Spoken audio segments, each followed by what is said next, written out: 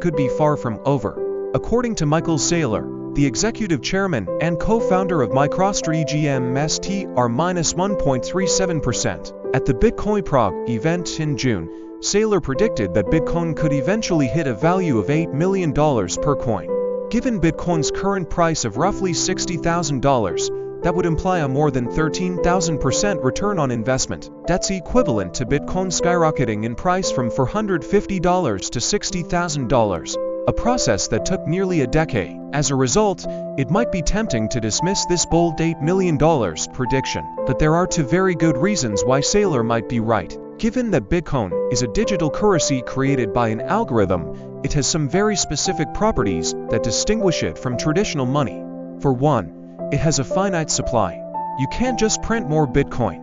The way a cash-strapped government can print dollars, only 21 million coins can ever exist, and the Bitcoin algorithm carefully controls the overall circulating supply. Moreover, Bitcoin is a completely decentralized currency, meaning that no sovereign power or government can control it. It's these properties, says Saylor, that help to make Bitcoin perfect money. It is anti-inflationary, making it a potential hedge against inflation. It is a superior long-term store of value, making it an alternative to physical gold. And it is resistant to government seizure, making it a potential safe haven asset if you live in a country with an overreaching central authority.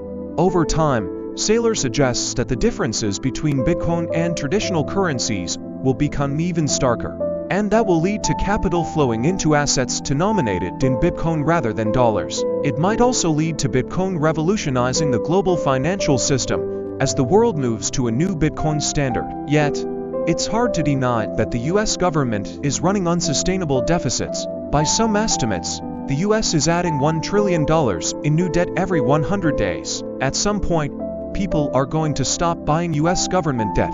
And that's when the Bitcoin is perfect money scenario might start to play out. Saylor is also at the forefront of suggesting that companies add Bitcoin to their balance sheets as a treasury asset. That's the approach pioneered by MicroStrategy, which started an aggressive Bitcoin buying strategy in 2020. Since that time, MicroStrategy has bought so much Bitcoin that it is now the largest corporate holder of Bitcoin in the world.